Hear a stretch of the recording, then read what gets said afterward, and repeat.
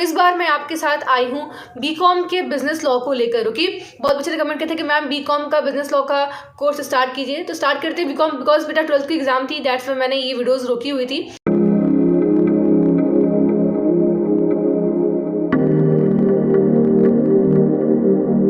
A very warm welcome to you all as a behalf of our entire team of अनुसंधान commerce coaching centre. मैं आपके पढ़ने में फिर से आप लोगों के साथ आ गई हूँ। इस बार 12th का एग्जामिनेशन पूरा कंप्लीट हो चुका है, आप लोगों ने एग्जाम दे दिए हैं, अच्छे एग्जाम गए हैं, रिजल्ट्स भी जल्दी आ जाएंगे आपके। तो इस बार मैं आपके साथ आई हूँ बीकॉम के बिजनेस लॉ को लेकर। ओके, बहुत बच्चे कमेंट करते हैं कि मैम बीकॉम का बिजनेस लॉ का कोर्स स्टार्ट कीजिए। तो स्टार्ट करते हैं बीकॉम, बिकॉज बेटा 12th की एग्जाम थी, दैट्स व्हाई मैंने ये वीडियोस रोकी हुई थी। मैंने चैप्टर 1, चैप्टर 2 एंड चैप्टर 3 पहले ही पोस्ट कर दिया है। ध्यान दीजिए, ये जो बीकॉम का बिजनेस लॉ है, सीबीएसई बोर्ड हो, आईसीएसई बोर्ड हो, झारखंड बोर्ड हो, कोई भी बोर्ड हो, पूरे इंडिया में कोई सा भी बोर्ड हो, जो बच्चे एग्जाम देने जा रहे हैं, बहुत से बच्चे इंस्टीट्यूट के एग्जाम देने जाएंगे, ओके, लॉ के लिए, बीए एलबी के लिए, तो सबके लिए अगर लॉ के फील्ड में आपको कोई भी एग्जाम देनी है या कहीं भी लॉ पढ़नी है, किसी फील्ड में लॉ पढ़नी है, तो उसके लिए आज का ये वीडियोस क्या होने वाला है, बहुत ही इंपॉर्टेंट होने वाला है। बिकॉज आज के इस वीडियो में बहुत कुछ हम पढ़ने वाले हैं। चैप्टर 1, चैप्टर 2 एंड चैप्टर 3 जो बच्चे नहीं पढ़े होंगे जाके पढ़ लेंगे एक बार। मैंने सारे वीडियोस का लिंक अब डिस्क्रिप्शन में नीचे दे दिया है आप लोगों को। तो आज स्टार्ट करते हैं आपका चैप्टर 4 जो कि है बीकॉम के लिए। ओके, बेसिकली मैं बीकॉम के वजह से चल रही हूँ।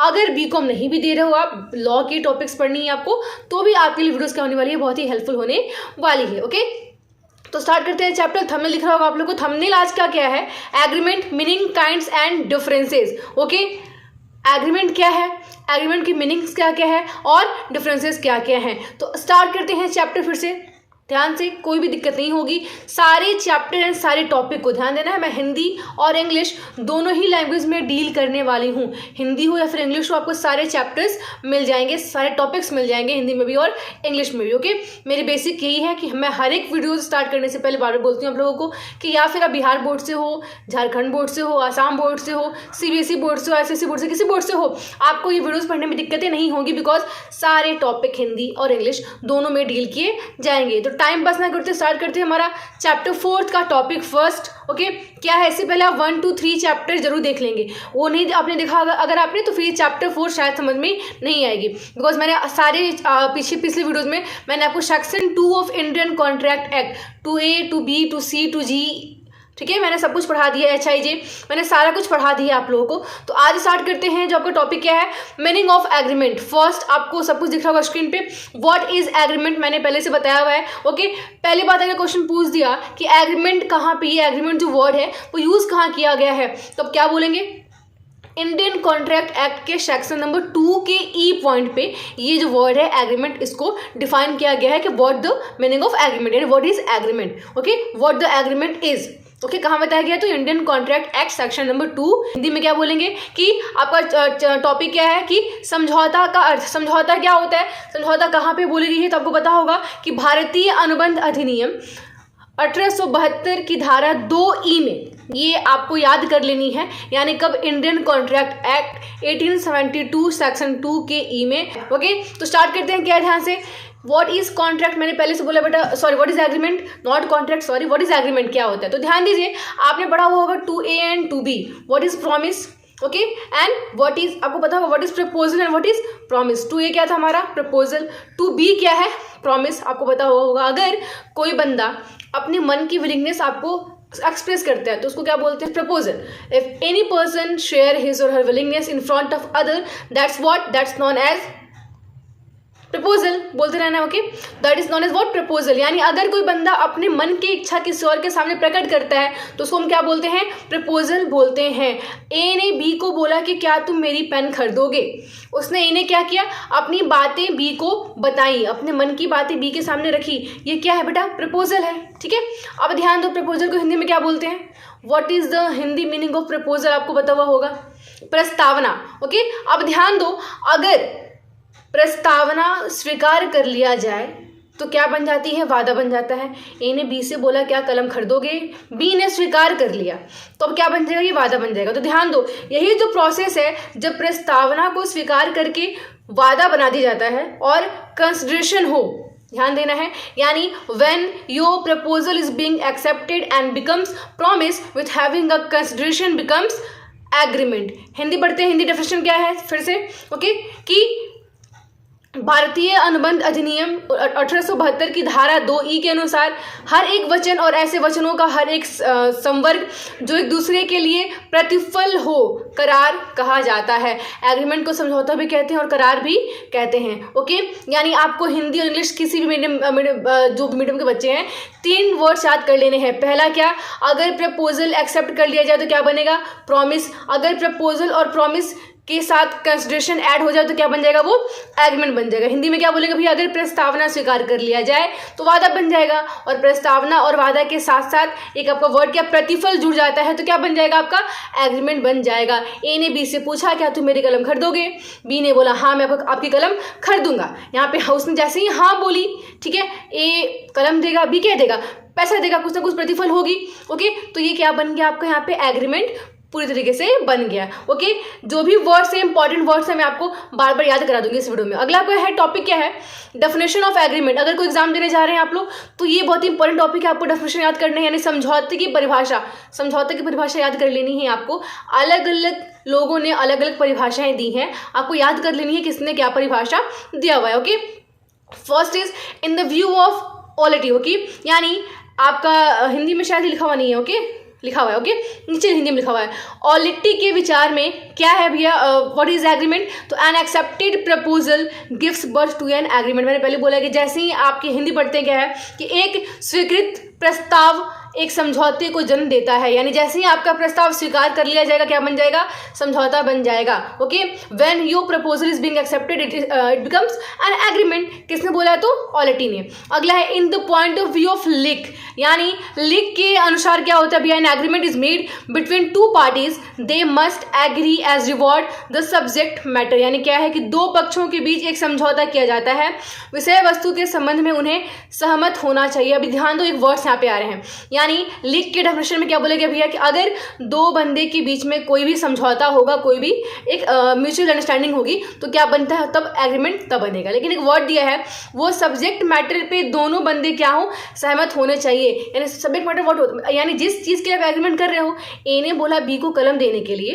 ओके, और तो बी को पता होगा कि ए कलम देगा उसको, यानी जो सब्जेक्ट मैटर है कलम वो ए को भी पता है और बी को भी पता है, ये भी पता है ए को कि बी बंदा जो है वो कितना पैसा देगा। यानी जो सब्जेक्ट मैटर है वो दोनों पक्षों को साफ साफ पता है कि अगर मैं पेन दूंगा तो 5 रुपये मुझे मिल जाएंगे, और बी को भी पता है कि अगर मेरे को पेन चाहिए तो 5 रुपये देने पड़ेंगे। जो सब्जेक्ट मैटर है जो बीच में, वो दोनों पक्ष को क्या होना चाहिए, पता होना चाहिए कि सब्जेक्ट मैटर क्या है। हिंदी में विषय वस्तु के संबंध में दोनों पक्षों को जानकारी होनी जरूरी है। ओके, ये तीनों डेफिनेशन रट लेंगे, एग्जामिनेशन के पॉइंट ऑफ व्यू से बहुत ही इंपॉर्टेंट है। ओके, 2 है, नॉट 3, 2 ही है। ओके, अगला क्या बेटा कि फीचर्स ऑफ एन एग्रीमेंट या फिर कैरेक्टरिस्टिक्स ऑफ एन एग्रीमेंट। समझौता की विशेषताएं क्या क्या होती हैं, क्या क्या फीचर्स होते हैं, बहुत ही ईजी है। पहला क्या है, 2 और मोर पार्टीज, यानी प्लूरलिटी ऑफ पर्सनैलिटीज। यानी सिंपल सी बात है, अगर एग्रीमेंट कब होगा, जब 2 या 2 से अधिक बंदे होंगे, तो अकेला बंदा किसी से एग्रीमेंट कर ही नहीं पाएगा, सिंपल सी बात है। यानी 2 या 2 से अधिक दल या व्यक्तियों की बहुलता चाहिए। ओके, अगला क्या है, म्यूचुअल कॉन्सेंट, आपसी सहमति होनी चाहिए दोनों बंदे में। ए और बी 2 अगर कॉन्ट्रैक्ट कर रहा है तो दोनों के अंदर म्यूचुअल कॉन्सेंट होना चाहिए, यानी आपसी सहमति होनी चाहिए, एग्रीमेंट ना कि कॉन्ट्रैक्ट, सॉरी। अगला क्या है, लीगल रिलेशनशिप, यानी कानूनी संबंध होना चाहिए। अब ऐसा नहीं कि कोई आप इलीगल काम कर रहे हो, यानी ए ने बोला बी को कि आपको मैं ड्रग्स दे रहा हूँ, आप इतने पैसे में इसको खरीद लो, वो इलीगल तरीके से वो ड्रग्स बेच रहा है। ओके, तो यहाँ पे एग्रीमेंट नहीं होगा, बिकॉज कि आपका सब्जेक्ट मैटर इलीगल है। तो आप जो भी काम कर रहे हो, जो भी एग्रीमेंट कर रहे हो, वो क्या होना चाहिए, लीगली होना चाहिए, लीगल का कोई मैटर होना चाहिए। ओके, लीगल उसका रिलेशनशिप होना चाहिए, यानी कानूनी संबंध होना चाहिए, कानून की नज़र में गलत। आपका थर्ड तो हो गया लीगल रिलेशनशिप यानी कानूनी संबंध। आपका फोर्थ क्या है, mutual communication which is properly understood, यानी पारस्परिक संचार जो ठीक से समझ में आ जाए। सिंपल सी बात है, अगर कोई बंदा कॉन्टेक्ट कर रहा है, ए बी या फिर बहुत सारे पर्सन कॉन्टेक्ट कर रहे हैं, तो जो भी बात है वो हर एक पक्ष को समझ में आनी चाहिए। अब ये नहीं है कि आपने कुछ, जैसे आपने बोला कि अगर तुम ये काम कर दोगे तो मैं तुमको कोई रिवॉर्ड दूंगा, ठीक है। आपने ये नहीं बताया कि रिवॉर्ड में हम क्या देने वाले हो। यहाँ पे हर एक चीज़ अंडरस्टूड नहीं है, आपकी हर बात बी को पता नहीं है या सामने वाले बंदे को पता नहीं है, तो ये कॉन्ट्रैक्ट सही नहीं होता। यानी कॉन्ट्रैक्ट में क्या होता है कि आपकी हर एक बात, आप क्या कर रहे हो, कैसे कर रहे हो, कितना पैसा दोगे, कितना पैसा लोगे, सामान कब दोगे, हर एक चीज़ के बारे में अंडरस्टैंडिंग होनी चाहिए। ये नहीं कि आप कुछ और समझ रहे हो, ये कुछ और समझ रहे हैं। आपने बोला मैं आपको रिवॉर्ड दूंगा, ओके, आप रिवॉर्ड में जैसे आपने एज ए रिवॉर्ड सोचा कि मैं आशीर्वाद दूंगा, रिवॉर्ड में मैं उसको आशीर्वाद देने वाला हूँ, और बी सोच रहा है कि भैया कम से कम 500 तो मिल जाएंगे, है कि नहीं है। तो दोनों के बीच में इक्वल अंडरस्टैंडिंग नहीं है, ये कुछ और सोच रहा है, ये कुछ और सोच रहे हैं, तो ऐसे कॉन्ट्रैक्ट आपकी एग्रीमेंट नहीं हो पाएगी। ओके, अगला क्या ध्यान से देखते हैं, आपका नेक्स्ट टॉपिक है, what is your next topic, that is very very important topic, kinds और फॉर्म्स ऑफ एग्रीमेंट। यानी एग्रीमेंट के कितने काइंड्स होते हैं और कितने फॉर्म्स होते हैं। ये बहुत ही इजी टॉपिक है, बुक्स में सब कुछ दिया हुआ है, तो ध्यान दो। बेसिकली आपके एग्रीमेंट के काइंड्स तो बहुत सारे हैं, बेसिकली आपको याद कर रहे हैं कितने बेसिस पे एग्रीमेंट को डिवाइड किया गया है। तो आपको एग्रीमेंट के 5 बेसिस पढ़ने हैं, यानी 5 बेसिस पे आपको एग्रीमेंट को बांटा गया है। 5 basis in which the agreement is being divided. ये 5 स्तर हैं जिन स्तर पे आपके जो करार हैं, जो आपके समझौते हैं, उनको बांटा गया है, उनको विभाजित किया गया है। ठीक है, पहला क्या है आपको दिख रहा होगा, first basis is on the basis of enforceability. यानी हिंदी क्या है आपका कि प्रवर्तनीयता के आधार पे। ओके, प्रवर्तनीय के आधार पे क्या होता है, ध्यान देना है आपको कि फर्स्ट आपका है कि ऑन द बेसिस ऑफ इनफोर्सेबिलिटी। अगर ध्यान दो, मैंने आपको साफ साफ बोला है, आपको मैंने पहले भी पढ़ाया था, आज भी पढ़ाते हैं कि अगर एग्रीमेंट क्या समझ में आ गया, ठीक है, कोई भी प्रपोजल एक्सेप्ट कर लिया जाएगा, कंसिडरेशन आ जाएगा, तो क्या बन जाएगा आपका एग्रीमेंट बन जाएगा। कोई भी प्रस्तावना स्वीकार कर ली जाएगी और प्रतिफल के साथ जब मिल जाती है तो क्या बनती है, एग्रीमेंट बन जाती है। अब ध्यान देना है कि अगर कोई एग्रीमेंट जो कि लॉ के द्वारा इनफोर्सेबल हो, तो वो एग्रीमेंट को हम एग्रीमेंट ना बोल के क्या बोलते हैं, कॉन्ट्रैक्ट बोलते हैं। क्या बोलते हैं, कॉन्ट्रैक्ट हम बोलते हैं। यानी वो सारे समझौते, वो सारे जो भी आपके समझौते हैं, अगर कानून के नज़र में वो इनफोर्सेबल है तो हम क्या बोलेंगे, उसको समझौता ना बोल के क्या बोलेंगे, उसको हम कॉन्ट्रैक्ट बोलते हैं, अनुबंध बोलते हैं। करार जो आपका है क्या बन जाएगा, अनुबंध बन जाएगा। यानी अब ध्यान दो क्या दिया है कि एग्रीमेंट एज अ कॉन्ट्रैक्ट, एक अनुबंध के रूप में समझौता अनुबंध कब बनेगा, ओके, यानी कोई भी एग्रीमेंट कॉन्ट्रैक्ट कब बनेगा, तो every agreement enforceable by law is contract. यानी कानून द्वारा लागू करने योग्य हर एक समझौता क्या अनुबंध है। अगर कोई ऐसा बंदा, ध्यान दो, कोई ऐसा आप एग्रीमेंट कर रहे हो जिसको कानून के द्वारा लागू कराया जा सके, ठीक है, तो वो एग्रीमेंट ना बोल के क्या बोलोगे, उसको आप कॉन्ट्रैक्ट बोलोगे। ठीक है, व्हाट इज लागू कराना मतलब क्या होता है, यानी कॉन्ट्रैक्ट अगर लॉ के द्वारा इनफोर्सेबल है तो क्या बन जाएगा, अगर कोई एग्रीमेंट लॉ के द्वारा इन्फोर्सेबल है तो क्या बन जाता है, वो कॉन्ट्रैक्ट बन जाता है। अगर कोई भी करार कानून द्वारा लागू कराया गया हो तो क्या बन जाता है, आपका जो भी करार है वो अनुबंध में परिवर्तित हो जाता है। ठीक है, एक इससे टॉपिक निकल के आती है कि सारे जो भी अनुबंध होते हैं वो करार होते हैं, बट सारे करार अनुबंध नहीं होते हैं। आपको समझ में आ गया होगा कैसे और क्यों। ठीक है, यानी every contract is an agreement but every agreement is not an contract. Okay, second topic is void agreement. ये आपके काइंड्स हैं, ठीक है, ये आपके क्या है, काइंड्स है। फर्स्ट बेसिस मैंने बताया, बेसिस क्या है, ठीक है, उसके फर्स्ट काइंड मैंने पढ़ा दिया, पहला प्रकार। दूसरा प्रकार क्या बोल रहा है आपका कि वॉइड एग्रीमेंट, शून्य समझौता क्या होता है, ध्यान दो। बेसिकली जो लिखा है उसको भी ध्यान नहीं देते हैं, अभी सुनते क्या है। अगर कोई भी एग्रीमेंट जो कि वॉइड एब इनिशो, तो ध्यान दो कि अगर मैंने बोला कि आपका कोई भी ऐसा एग्रीमेंट जो कि स्टार्टिंग से ही या तो गलत हो या फिर उसको करना इम्पॉसिबल हो, है कि नहीं, स्टार्टिंग से ही कोई प्रॉब्लम आए, तो हम क्या बोलेंगे, उसको वॉइड एग्रीमेंट बोलेंगे। यानी कोई भी ऐसा चीज़ जो कि स्टार्टिंग से ही इलीगल हो या फिर स्टार्टिंग से करना उसको इम्पॉसिबल हो, तो हम क्या बोलेंगे, उसको वॉइड एग्रीमेंट बोलेंगे। यानी वह सारे करार जो कि शुरू में ही करना या तो असंभव हो या फिर कानून की नज़र में गलत हो, तो हम क्या बोलते हैं, उसको शून्य समझौता बोलते हैं। यानी कि ए ने बी से बोला कि मैं आपके लिए चांद तारे तोड़कर लाऊंगा, ठीक है, क्या चांद तारे तोड़ना पॉसिबल है, पॉसिबल तो नहीं है। यानी कॉन्ट्रैक्ट करने से, एग्रीमेंट करने से पहले ही इम्पॉसिबल काम बंदा बोल रहा है कि नहीं है, तो स्टार्टिंग से ही इम्पॉसिबल है, तो क्या बोलेंगे, इसको हम वॉइड एग्रीमेंट बोलेंगे। ओके, आगे देखते हैं आगे क्या आपका, यानी इसको हम बोलेंगे शून्य समझौता बोलेंगे, जो शुरू से गलत हो, शुरू से करना संभव हो, शुरू से ही, दिक्कत शुरू से ही होगा, बाद में नहीं होगा। ठीक है, अगला क्या है, पढ़ते हैं क्या है, सेक्शन 2G। यहाँ पे 2G किसकी, तो इंडियन कॉन्ट्रैक्ट एक्ट का section number 2G says an agreement which is not enforceable by law is said to be void, यानी वो कोई सा भी एग्रीमेंट जो कि कानून द्वारा लागू न करा जा सके उसको हम क्या बोलते हैं, वॉइड, यानी शून्य समझौता बोलते हैं। ओके, अगला टॉपिक क्या आपका है, अगला बेसिस क्या है, on the basis of legality. अब ध्यान दो, वैधता के आधार पे दो होते हैं काइंड, लीगल एग्रीमेंट और इलीगल एग्रीमेंट। अब एक क्वेश्चन आता है, पहले समझते हैं what is legal agreement, Hindi क्या बोलते हैं इसको, कि कानूनी समझौता क्या होता है। यानी सिंपल सी बात है, वो सारे समझौते जो कि कानून की नज़र में सही हो, कोई भी दिक्कतें उसमें ना आए, कोई प्रॉब्लम नहीं है, तो क्या बोलेंगे उसको हम लीगल एग्रीमेंट बोलेंगे, यानी क्या बोलेंगे, कानूनी समझौता बोलेंगे, कोई दिक्कत यहाँ पे नहीं होनी चाहिए। यानी an agreement enforceable by court of law is known as legal agreement, यानी कानून की अदालत में लागू होने वाले एक समझौते जो कानून समझौते के रूप में जाना जाता है। सिंपल सी बात है, कानून द्वारा जो लागू हो, जो कि लॉ के द्वारा क्या हो, इन्फोर्सेबल हो, तो क्या बोलेंगे उसको हम लीगल बोलेंगे। अब एक वर्ड आता है what is illegal agreement. Okay, एक बहुत ही इजी वर्ड्स है, बहुत ही टिपिकल टॉपिक भी है, बहुत ही इजी भी है, समझ गया तो इजी है, वरना टिपिकल टॉपिक से निकल के आता है। एक वर्ड्स है व्हाट इज इलीगल एग्रीमेंट, अवैध समझौता क्या होता है। तो ध्यान दो, एक क्वेश्चन आता है कि अगर मैंने बोला कि वह समझौता जो करना कानून की नज़र में प्रोहिबिटेड हो, मना किया गया हो, और आप वो काम करते हो, तो क्या बोलेंगे उसको हम इलीगल एग्रीमेंट बोलेंगे। तो एक क्वेश्चन आती है कि मैम फिर इलीगल एग्रीमेंट में और वॉइड एग्रीमेंट में क्या डिफरेंस आता है। यानी मैंने पहले पढ़ाया आपको कि मैम जो भी आपने पढ़ाया हुआ दैट इज हिंदी क्या है, अवैध समझौता मैम, और फिर शून्य समझौता में अंतर क्या है। तो ध्यान दो, शून्य समझौता के अंदर मैंने दो तीन चीज़ें बोली थी, क्या कि या तो करना संभव हो या तो गलत हो।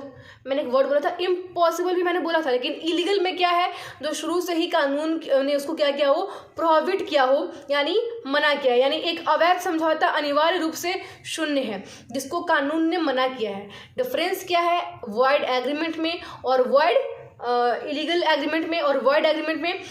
सिंपल डिफरेंस है कि वॉइड एग्रीमेंट के अंदर आता है क्या, इलीगल एग्रीमेंट आता है। यानी वॉइड एग्रीमेंट जो है वो बहुत ही वाइड टॉपिक है और illegal agreement is a narrow topic, यानी शून्य समझौता बहुत ही बड़ा टॉपिक है, ठीक है। लेकिन जो आपका ये अवैध समझौते हैं वो उसके अंदर आता है, यानी जिसको कानून मना करता है, प्रोहिबिट करता है कि काम मत करो, वो करोगे तो क्या हो जाएगा, वो इलीगल हो जाएगा। अब एक क्वेश्चन आता है कि मैम क्या हम इलीगल एग्रीमेंट को वॉइड बोल सकते हैं? तो जी आप बोल सकते हो, ओके। यानी हर एक अवैध समझौता शून्य समझौता है, लेकिन हर एक शून्य समझौता अवैध समझौता नहीं है, क्योंकि शून्य समझौते में वो चीज़ें भी आती हैं जो कि करना असंभव हो, है ना, इम्पॉसिबल। जैसे मैंने बोला चांद तारे तोड़कर लाना, ठीक है। अब कानून मना तो नहीं कर रहा है इसको, आप इसको वॉइड क्यों बोल रहे हो भैया? क्योंकि ये इम्पॉसिबल है, ये करना संभव नहीं है कि नहीं है, ठीक है। आई होप कि आपको ये टॉपिक समझ में आ गया होगा। ईजी अगर नहीं भी आया होगा तो एक लाइन में याद कर लो, बेस सिंपल सी बात है कि अगर वॉइड एग्रीमेंट मतलब क्या है कि जो गलत भी हो और इम्पॉसिबल भी हो जाए। What is illegal agreement? जो बस गलत हो, ठीक है। तो वॉइड एग्रीमेंट के अंदर ही क्या आता है, इलीगल आता है। यानी शून्य समझौता मतलब क्या भैया है, वैसा समझौता जो कि क्या हो, गलत भी हो और असंभव भी हो, ठीक है। और what is the meaning of अवैध समझौता? यानी जो गलत हो, ठीक है। शून्य हर एक अवैध समझौता शून्य समझौता होता है, ठीक है, बट हर एक शून्य समझौता अवैध समझौता हो जरूरी नहीं है, ठीक है। अगला आपका है कि void agreement and illegal agreement. मैंने पढ़ाया है आपको सेम कि व्हाट इज वॉइड एग्रीमेंट, इसके पहले क्या था, इलीगल था। What is void agreement? शून्य समझौता क्या डेफिनेशन पढ़ लेंगे। और void agreement is an agreement, ऊपर क्या है डिफरेंस बिटवीन वॉइड एंड हाँ, जो मैंने पढ़ा दिया वही आपको लिख रहा है, ओके। मैंने पहले बता दिया इसको, डिफरेंस क्या है वॉइड में और इलीगल एग्रीमेंट में। अभी जस्ट मैंने पढ़ाया वही लिखा हुआ है, स्क्रीनशॉट निकाल के याद कर लेंगे, ठीक है। यानी वॉइड एग्रीमेंट क्या होता है कि void agreement is an agreement which is not enforceable by law, there is no punishment for void agreement. हाँ, याद रखना आपको कि वॉइड एग्रीमेंट के लिए कोई पनिशमेंट नहीं है। बट अगला आपका क्या है, in case of void agreement the objective of the legislature may be protection of revenue administrative convenience. यानी एक शून्य समझौता एक ऐसे समझौते को है जो कि कानूनी द्वारा लागू करने योग्य नहीं है। शून्य समझौते के लिए कोई दंड नहीं है। एक शून्य समझौते के मामले में विधायिका का उद्देश्य राजस्व या प्रशासनिक सुविधा का संरक्षण हो सकता है, ठीक है। फिर जो मैंने पढ़ाया वही सेम चीज़ लिखा हुआ है, कुछ ज़्यादा लिखा हुआ है, ठीक है। जो बेसिक फंडा था मैंने पढ़ा दिया आप लोग को, वो है क्या। अगला है इलीगल एग्रीमेंट क्या होता है, अवैध समझौता क्या होता है कि और an illegal agreement is an agreement which is made to do an act which is prohibited by law. मैंने पहले बोला था भैया कि प्रोहिबिटेड बाय लॉ, कानून द्वारा मना किया गया होगा, ठीक है। अगला है the parties of an illegal agreement may be liable to punishment, यानी यहाँ पे वहाँ पनिशमेंट की कोई भी बात नहीं की गई है, लेकिन यहाँ पे पनिशमेंट आपको मिल सकती है। अगला वर्ड्स क्या लिखा गया है, in case the objective of the legislature to is to protect the public, यानी एक अवैध समझौता एक ऐसे समझौते से है, उसको कहा जाता है जो एक ऐसा कार्य करने के लिए किया जाता है जो कानून द्वारा निषिद्ध हो, यानी मना किया गया हो साफ साफ। ओके, अगला है अवैध समझौते के पक्ष दंड के लिए उत्तरदायी हो सकते हैं, मे भी पनिशमेंट मिल सकती है, मे भी नहीं भी मिले, जरूरी नहीं कि मिलेगी ही मिलेगी, बट मोस्टली मिलती ही मिलती है, ठीक है। अगला क्या है, इस मामले में विधायिका का उद्देश्य जनता की रक्षा करना होता है, कोई दिक्कत यहाँ पे होनी आपको नहीं चाहिए, मैंने पढ़ा दिया क्या होता है क्या नहीं होता है। कोई भी डाउट होगा कमेंट सेक्शन आपके लिए है, आप कुछ भी कर सकते हो कमेंट, ठीक है। अगला क्या बेटा, on the basis of performance, प्रदर्शन के आधार पे एग्जीक्यूटेड और एग्जीक्यूटरी, बहुत ही ईजी है, ध्यान दो। एक वर्ड क्या है आपका निष्पादित और एक क्या है निष्पादन।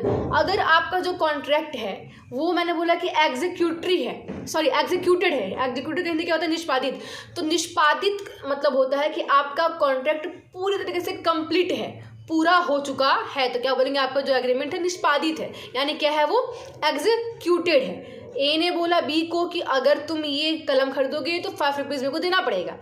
ए ने कलम दे दी, बी ने पैसा दे दिया, जैसे ही बी पैसा देगा तो कॉन्ट्रैक्ट क्या खत्म हो गया, यहाँ पे कंप्लीट हो गया। तो कॉन्ट्रैक्ट जैसे ही कंप्लीट हो जाएगा तो उस कॉन्ट्रैक्ट को क्या, एग्रीमेंट या कॉन्ट्रैक्ट दोनों बात, ठीक है। अगर कोई भी एग्रीमेंट या कॉन्ट्रैक्ट कंप्लीट हो जाएगा तो क्या बोलेंगे उसको हम एग्जीक्यूटेड बोलेंगे, बिकॉज यहाँ पे हम टाइप्स पढ़े हैं एग्रीमेंट का, तो हम बात क्या कर रहे हैं एग्रीमेंट की कर रहे हैं, ठीक है। When all the parties have executed और परफॉर्म देयर ऑब्लिगेशंस, अगर उन्होंने अपने सारी ऑब्लिगेशन फुलफिल कर दी है, ठीक है, तो क्या बोलेंगे उसको हम एग्जीक्यूटेड एग्रीमेंट बोलते हैं। यानी हिंदी में क्या है कि जब सभी पक्ष ने अपनी दायित्वों को निष्पादित कर दिया है तो इसे निष्पादित समझौते के रूप में जाना जाता है, ठीक है। अगला वर्ड आपका आ रहा है एग्जीक्यूटरी एग्रीमेंट, यानी निष्पादन समझौता, यानी ध्यान दो इसके अंदर भी 2 काइंड्स आते हैं। एग्जीक्यूटरी के कितने काइंड्स होते हैं, 2 काइंड्स होते हैं, आपको लिखा हुआ शायद नहीं है, लिख लीजिएगा। ओके, लिखा हुआ है नेक्स्ट पेज में शायद आपका, हाँ लिखा हुआ है। ओके, ध्यान दो व्हाट इज एग्जीक्यूटरी, यानी वैसा कोई भी एग्रीमेंट, ठीक है, निष्पादित तो समझ में आ गया, ठीक है। अगला आपका वर्ड क्या है निष्पादन समझौता, क्या होता है निष्पादन समझौता, मतलब क्या होता है कि दोनों में से या तो किसी एक पार्टी ने अपना काम नहीं किया हुआ होगा या दोनों में से दोनों पार्टी ने अपना काम किया हुआ नहीं होगा, यानी सिंपल सी बात है कॉन्ट्रैक्ट कंप्लीट नहीं हुआ है आपका, जब समझौता कंप्लीट पूरा नहीं हुआ होता है तो क्या बोलेंगे उसको हम निष्पादन समझौता बोलते हैं, यानी एग्जीक्यूटरी एग्रीमेंट बोलते हैं। डेफिनेशन क्या है, an agreement where parties has not yet executed their obligation it is called an executory agreement, यानी दोनों पार्टी में से किसी न किसी एक ने अपना काम किया हुआ नहीं है तो क्या बोलेंगे उसको हम एग्जीक्यूटरी बोलते हैं। एक समझौता जहां पार्टियों ने अभी तक अपने दायित्वों को निष्पादित नहीं किया है, कुछ ना कुछ काम बाकी है, तो क्या बोलेंगे उसको हम निष्पादन समझौता कहा जाता है, ठीक है। इसके 2 कांड्स होते हैं। फर्स्ट क्या आपका है कि यूनिलैटरल एग्रीमेंट, यानी एक तरफा समझौता, और अगला क्या आपका है बाइलैटरल एग्रीमेंट, यानी द्विपक्षीय समझौता। अब ध्यान दो what is unilateral and what is bilateral, एक पक्ष और द्विपक्ष क्या होता है ध्यान दो। सिंपल सी बात है, अगर कोई ऐसा एग्रीमेंट हो रहा है ओके जहाँ पे दोनों पार्टीज ने अपना काम नहीं किया है तो क्या बोलेंगे द्विपक्ष, क्या बोलेंगे। अगर कोई ऐसा कॉन्ट्रैक्ट जहाँ पे किसी एक बंदा ने काम नहीं किया हुआ तो क्या बोलेंगे एक पक्ष बोलेंगे। एग्जाम्पल देखते हैं, एग्जाम्पल क्या क्या है। सपोज दैट आपने ए टीवी खरीदने गया, ठीक है, टीवी तो उसने ले ली और उसने बोला कि भैया सारा जो ये पैसा है मैं एज ए EMI दूंगा आपको, ठीक है। तो जो टीवी देने वाला है उसने टीवी दे के अपनी सारी रिस्पॉन्सिबिलिटी फुलफिल कर दी, अब उसको कुछ करना नहीं है। लेकिन जो सेकंड साइड आप हैं जो टीवी खरीदने जा रहे हैं EMI से, आपने अभी अपनी पूरी रिस्पॉन्सिबिलिटी पूरी नहीं की है। आप जैसे EMI फुलफिल कर दोगे तब तो आपकी रिस्पॉन्सिबिलिटी पूरी होगी, तो अभी तक तो आपकी रिस्पॉन्सिबिलिटी पूरी नहीं है, तो हम क्या बोलेंगे भैया क्या एग्रीमेंट तो हुआ है लेकिन एक बंदे ने अपना पूरा काम किया हुआ नहीं है, ठीक है। ये एक पक्ष का हो गया यानी यूनिलैटरल हो गया। व्हाट इज बाइलैटरल, तो इसमें क्या होता है कि दोनों पक्षों ने अपना काम किया हुआ नहीं होता है। एग्जाम्पल लेते हैं कि आपने यहाँ से ऑर्डर किया जोमेटो से पिज़्ज़ा, ओके पिज़्ज़ा वाला पिज़्ज़ा लेके निकल गया, ओके, आपने किया COD, कैश ऑन डिलीवरी, ठीक है। तो पिज़्ज़ा वाला पिज़्ज़ा लेके निकल गया ना, अभी पिज़्ज़ा वाला आपके घर पहुंचा है और ना आपने अभी उसको पैसा दिया है, यानी दोनों तरीके से काम बाकी है, ना आपने पैसा दिया ना वो बंदा आपके घर तक पहुंचा है। तो क्या बोलेंगे भैया कि दोनों ने एग्रीमेंट तो कर ली, ऑर्डर तो हो गई, लेकिन अभी तक दोनों ने अपनी फुलफिलमेंट ऑब्लिगेशन, जिम्मेदारी पूरी नहीं की है। इसको बोलते हैं द्विपक्ष बोलते हैं, यानी बायलैटरल एग्रीमेंट बोलते हैं, ओके। होप से समझ में आ गया होगा आप लोग को। डेफिनेशन पढ़ लेंगे क्या क्या है कि if an agreement is to be performed only by one parties, okay, यानी यदि कोई समझौता केवल एक पक्ष द्वारा किया गया हो तो क्या बोलेंगे पता है आपको, यानी दोनों पक्ष द्वारा किया गया तो क्या बोलेंगे, पढ़ लेंगे, ठीक है। अगला क्या on the basis of method of formation, यानी बनाने की विधि के आधार पर क्या बोलते हैं, ध्यान दो। एक्सप्रेस और इम्प्लाइड बहुत ही ईजी है। एक्सप्रेस मीन्स क्या होता है, जहाँ पे आपके वर्ड्स आ जाएंगे रिटन या फिर स्पोकन, यानी आपने शब्द बोल दिया है, साफ साफ कुछ चीज़ें बोल दी है तो एक्सप्रेस बोलेंगे। जैसे मैंने बोला कि मुझे ये कलम दो, ठीक है, आपने बोल दिया मुझे कलम दो, तो यहाँ पे क्या है, एक्सप्रेस है। ये क्या है, एक्सप्रेस है, आपने वर्ड्स बोला, आपने सब कुछ साफ साफ क्लियर कर दी कि आपको क्या चाहिए, तो ये क्या बोलेंगे भाई, इसको एक्सप्रेस एग्रीमेंट बोलेंगे। यानी it can be created by word और स्पोकन और रिटन, यानी शब्द द्वारा किया जाता है, तो शब्द आप बोलो या फिर शब्द को आप लिखो। अगला क्या है कि इसको हिंदी में क्या बोलते हैं कि अविभक्त समझौता, ओके, यानी ऐसे बोले गए या लिखे गए शब्द से बनाया जा सकता है। यानी अगर सिंपल सी बात है, ए ने बोला कि मेरे को कलम दो, आपने बोला, शब्द का प्रयोग किया गया इस एग्रीमेंट में, सब कुछ साफ साफ है कि आप कलम मांग रहे हो। इम्प्लाइड एग्रीमेंट यानी निहित समझौता, देखो इसमें क्या होता है ना, समझौता बहुत ही यूनिक होता है ये, इसमें आप बिना बोले, बिना शब्द का यूज किए, बिना वर्ड्स के यूज किए आप एग्रीमेंट में इंटर कर जाते हो। एग्जाम्पल, आप खड़े हो रोड पे, बस आई, आपने रोका बस को, ठीक है, आपने बस को रोका और टीटी नहीं, सॉरी, जो भी बस में कंडक्टर जो भी होता हो, ठीक है, आपने उससे बोला कि टिकट, ध्यान दो, आपने कुछ बोला नहीं है, आपने बस को रोका, आप बस में चढ़ गए, टिकट टीटी होता है वो बोलता है आप टिकट दे देते हो। यहाँ पे टिकट खरीदते ही आप एग्रीमेंट में आ गए, आपने ये दिखा दिया भैया कि हाँ आपको वहाँ पे रुकना है, तभी आपने टिकट खरीदा। यहाँ पे वर्ड्स की यूज़ नहीं हुई, यानी कोई भी एग्रीमेंट क्या होती है कि आप बिना वर्ड की यूज़ किए हुए भी आप उस एग्रीमेंट में एंटर कर जाते हो। जैसे हम लोग बोलते हैं ना क्लासरूम में, मैम तो पानी पी ले, है कि नहीं, आपने वर्ड का यूज़ नहीं किया, साइन सिंबल से या अपने या कुछ करके या कुछ नहीं करके भी आप ये दिखाते हो कि आप किसी एग्रीमेंट में एंटर कर जाते हो, यानी वर्ड यहाँ पे नहीं होना चाहिए, ठीक है। तो क्या बोलेंगे उसको, हम इम्प्लाइड बोलेंगे, निहित समझौता बोलते हैं। डेफिनेशन साफ साफ लिखा है, पढ़ लेंगे, रीडिंग मारने से टाइम पास ही हो रहा है। अगला क्या आपका है, on the basis of the competence, यानी पूर्णता के आधार पर क्या होता है, इन्फोर्सेबल एग्रीमेंट और होता है नॉन इन्फोर्सेबल एग्रीमेंट। अब ध्यान दो, ये बहुत ही मस्त टॉपिक है, बहुत ही इंटरेस्टिंग टॉपिक है। व्हाट इज इन्फोर्सेबल एग्रीमेंट, यानी परिवर्तनीय समझौता क्या होता है, तो यहाँ पर डेफिनेशन दे रहा है कि this agreements are enforceable by court of law, all the essentials of valid contracts are found in this type of agreement. यानी ध्यान दो क्या है, आप क्या बोलोगे इन्फोर्सेबल एग्रीमेंट, बैकग्राउंड म्यूजिक को प्लीज़ इग्नोर करना, बिकॉज मैं सेट पे नहीं हूँ, ओके, आपको दिख रहा होगा, मैं एक अपने हॉस्टल में आपके लिए वीडियो शूट कर रही हूँ, ओके, तो दैट्स वाई दिक्कतें होंगी, थोड़ा साउंड को इग्नोर करना होगा आप लोग को, ओके। लेकिन हाँ, आपकी सारी वीडियोस बीकॉम की सारी सिलेबस मैं कंप्लीट यहाँ पे कर दूंगी यूट्यूब पे, विश्वास रखना है, जैसे 12th का हुआ था वैसे आपका भी हो जाएगा। बस शांति से पढ़ना है एंड इस वीडियोस को लाइक करना है ताकि मेरे को विल पावर मिले, है कि नहीं है, ओके। मेरे को कुछ नहीं चाहिए, बस आप लोगों से लाइक चाहिए, कमेंट से अगर अच्छा समझ में आया तो बोलना कि मैम समझ में आ गया, थैंक यू, और नेक्स्ट पार्ट चाहिए होगा तो भी थैंक यू बोल दीजिएगा, ओके। बिकॉज मेरे पास बहुत सारे वीडियोज़ हैं, 12th का EPS, 12th का BST, अकाउंट्स भी लाने बाकी हैं और आपका बिजनेस भी लाना बाकी है। तो जिस टॉपिक पे ज़्यादा कमेंट्स आते हैं हम वो वीडियोस को लेकर आते हैं, है कि नहीं। जैसे आपकी हर एक वीडियोस पे कमेंट है कि मैं बिजनेस लॉ की वीडियोस को लाया जाए, तो बिजनेस लॉ आ गया यहाँ पे, है कि नहीं। अब 12th के बच्चे जो भी स्टार्ट होने वाले हैं 2024 के लिए, उनके लिए भी वीडियोस बहुत जल्दी आना स्टार्ट हो जाएंगे, ठीक है। देखते हैं क्या इन्फोर्सेबल एग्रीमेंट, यानी परिवर्तनीय समझौता क्या होता है, ध्यान दो, इसमें सारे काम सही हो जाते हैं।